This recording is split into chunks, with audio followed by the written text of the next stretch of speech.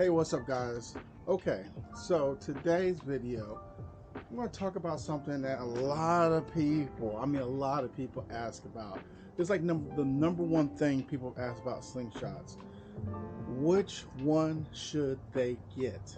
Now, I'm going to kind of make this video as a broad, but as time goes on and the videos I make, they will be more specific on what type of slingshot you should get. But I'm just gonna like make this video just as a broad range, because the number one question people ask is, like I said, which slingshot to get.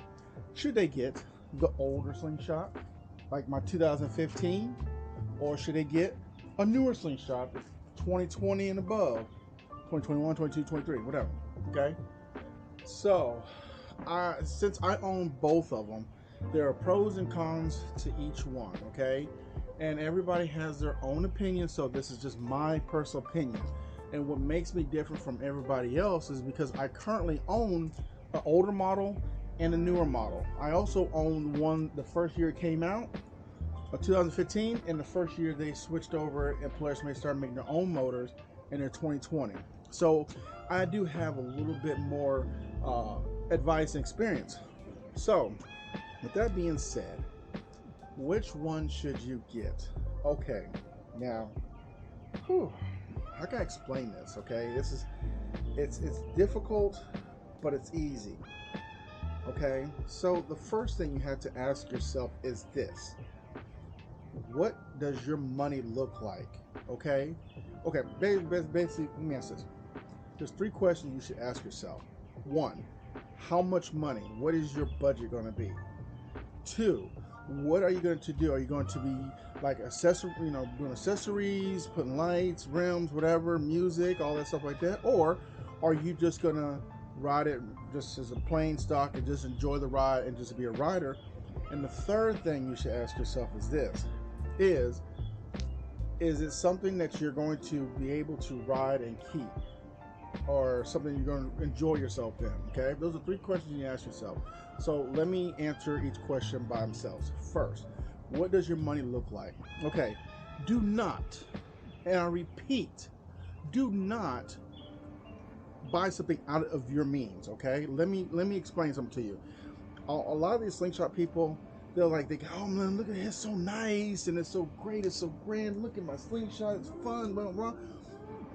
But behind closed doors, you don't know how much you're paying a month. I've seen people paying like $600 a month for a slingshot. That's insane. That's stupid.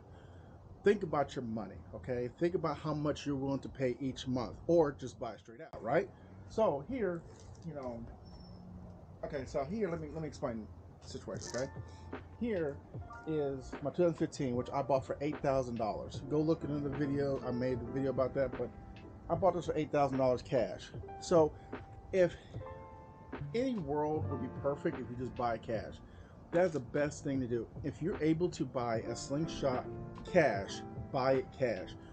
If you have, say, $18,000 or $20,000 and this is your first slingshot, buy a used slingshot. Don't put that money to a new slingshot, because the thing is that if you put $20,000 and you buy one, right? Say you buy one for $20,000 and you don't like it, you'll be able to sell it and make back your money, or possibly make a profit. But if you turn around and take the $20,000, put it and buy a brand new one, and say the brand new one is, say you get the top of the line, it's like $30,000, $34,000, and you try to sell it later, you might get some of your money back, but most likely you will lose money. So I suggest you to buy one straight out, okay? Also, if you're going to for me, and I'm just telling you, for me, you know what's better? People ask me, how come you don't have lights on yours? How come yours not customized like everybody else? Because what I did was I used that money to pay it off. I'd rather ride my slingshot bone dry with no accessories until I get the money to customize it. But I use that money to pay it off. I use that money to go towards my payments, to make my payments lower. That's where my money's going into. Because what the thing to me is, it's all great and dandy when you're all lit up and everything and all rims and all that. But you know what's better than that? Being paid off. That's the best thing to have. Because it makes no sense to put, seven, eight, $10,000 worth of accessories and you're still making payments. That's kind of dumb, because at the end of the day, if you don't make your payments and they come repo it, all that money is gone. Everything's gone. And if you'd have took that money, instead of putting all the accessories on there, and put it toward the principal or to the loan, you could have paid it off. Now, the only reason why I could have bought this straight out. This one cost me like $27,000. I put about 20 grand down. The only reason why I did that was because I'm also working on my credit. So that's the reason why, but I made sure I put enough down that I'm only paying like $150 a month for this. And it's just working for my credit. Or I could have paid it off. But I didn't do that because, like I said, I'm trying to work on my credit, and that's the best way to do that. So another thing too is, when you are shopping for slingshots, do your research, okay? Now everybody's gonna say, oh, the Polaris motors are crap, oh man, this and the other. Look, anything that's man-made can fail, okay? Just so it can happen. Now, I haven't had no problem with this so far, knock on wood, but there's been some other problems. That's why you should always keep your warranty and always buy the extended warranty just in case, okay? So I think that's for right now what I'm just going to cover as far as which one, as far as money wise, what's the best option. Just to recap, you can buy it straight out, that's the best thing to do. But if you can't, instead of accessorizing, just make sure that you put more money down on it and things like that. Okay, second thing, what type of rider are you going to be? Now, you have people who go get a slingshot, customize it, make it pretty, lights, paint job, wraps, rims, music, all those things, and they ride it a couple times out of a year, but it's just for a showpiece, okay? Or you have people who put miles on these things.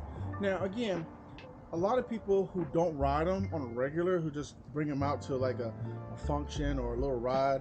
See, the thing is that they're worried about selling it, because they're like, well, I don't want to put a lot of miles on it, because then if I decide to sell it, I can't make no money. Then what's the point of having it then? What's the point of having something if you're just going to sit here and worry about if you're going to resell it later? You know what I'm saying? Enjoy the ride. Enjoy riding your slingshot. That's the point why we got them, is to ride. I didn't get my slingshot just to make it look pretty, to show off in front of people. What is the point? Makes no sense. If you buy a slingshot and you buy it because you want to ride, then ride it. I didn't buy my slingshot to impress other people. And about 80% of people out there who puts all this stuff on a slingshot is to impress other people. And at the end of the day, you need to impress yourself and ride for yourself and do your own thing. Don't put yourself in a whole bunch of financial trouble because then you put $6,000 worth of lights and $10,000 in wheels and music and all that stuff like that. For what? If you're trying to just show up in front of people, it's dumb to me. It's dumb. And also too, no matter, let me say this to you, no matter how much money you put in your slingshot, I can put $50,000 into this slingshot and make it the baddest slingshot. There's always somebody out there who is going to be better than you. I promise you. Go to any sling fest or any kind of sling experience, any kind of get together. I don't care how much money you put in your slingshot. I guarantee somebody out there has put way more money into theirs and will make yours look like dog crap. Okay, I'm gonna tell you that now. So if you're trying to go out there and try to compete with other people and this, that, and the other, there's always going to be someone who's going to be better than you. I'm just going to tell you. I'm just telling you the truth. So do the accessories that you feel like you do for yourself, that you enjoy, not for everybody else, okay? Just remember that. So me personally, I will put some accessories. Now, the stuff you see on this slingshot, I didn't do, okay? And that's also a good thing about buying a used slingshot. Buying a used slingshot, most of them have accessories already on them, so that saves you money. The bad side about it is the accessories they put on might have been their flavor, not yours, so you might not like exactly some of the customizations they've done because it fits them and what they like. But you win some, you lose some. All I'm saying is this, is that make sure you find out why you got a slingshot. Really think about why. Did I get it to show off as a showpiece, or did I get it to ride? Just saying. Because both of these, I'll ride these mugs all the time. And I don't care how many miles I put them on because I enjoy the ride. And yes, eventually I'll start doing some customizations, but that's the reason why I got this channel. So while I customize my wife's slingshot, I want you to join that journey with me, and I'll show you how I do it. And last, when you buy a slingshot, okay, and this is what's crazy, and I'll make another video about why people sell slingshots, but if you're going to get a slingshot, make sure you decide to get it and keep it. Okay, if you're, okay, so how can I explain this to make it sense? Okay, don't ever buy a slingshot on impulse, okay? Just because you see someone ride it or you go and rent one and this and you think, I'm gonna get one, that's great, awesome. But make sure you think about it, really think about it, okay? Let me explain. Say for instance your job is a truck driver, okay? You're a over the road truck driver. So you're in different states all throughout the year. You might, be driving 3 weeks out of a month and 1 week you're off or something like that. Having a slingshot is not a good thing. I cannot stand people when they buy a slingshot and about a month or two later they're like, oh, I don't have time to drive it. Well, if you're doing a job where you don't drive it, you don't go very often anywhere, or you do anything, or you don't drive, or you do some job like a truck driver or a doctor or something that takes a lot of your time, why would you get a slingshot when you don't have time to drive it? That makes no sense, huh? Because a lot of people, when they buy them on impulse, and they're like, oh, it's great, but then when the bill starts coming in and they're paying the slingshot note and their insurance, and they're thinking, I bought the slingshot about a month ago and I've only rode it like twice. See, that's what I'm saying.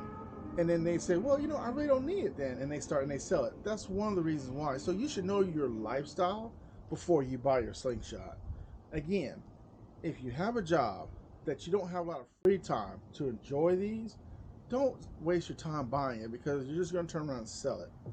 Also, too, is if your lifestyle changes like abruptly, that's one thing, okay? I understand if something happens, like someone goes to jail or your job transfers you or puts you somewhere or you change position, that is one thing. I understand that. But I'm talking about the people who don't have much free time.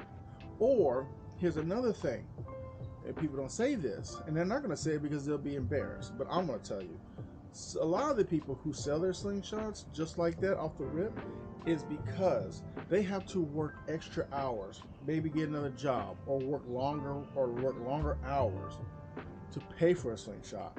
So they couldn't even enjoy the slingshot because they are working more time to be able to pay it. People don't tell you that, but that's what they do. And when they get like too much, when they work it so much and they're like, dude, I work too much, oh my god, then they had to say, well, you know what, I don't have to work as much if I don't have to pay this slingshot note, and they end up selling a slingshot. So in all, before you buy a slingshot, before you jump and say, I'm going to do it, really sit and think about it, do your research, and find out which one you like, the older or the new. Always think about money first when it comes to buying the old and new, because it doesn't, let me say this to you, you don't have to get a new one to be cool. You have to get an old one to be cool. I have experienced in the slingshot community, it does not matter what year your slingshot you have. We're all brothers and sisters. We all love each other. We all ride. There is no such thing as only the 2020 and up slingshot riders ride together. There's no such thing as the 2019 to 2015 slingshot riders ride together. No, it's everybody together, so it does not matter.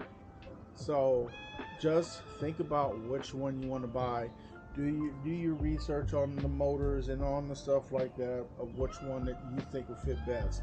But always, always make sure your budget fits first. If you can buy it outright, buy it. If you can't, then maybe buy an older one first and then get a new one. So that's just my opinion, guys. With that, guys, I'm getting out of here. It's getting dark. I just got off work. So if you have any questions, and again, I will be making more videos about the difference between the two. So with that, guys, I'm gonna get out of here. Have a good day. I hopefully be in the Sling experience in Houston soon. So I guess I'll see y'all there.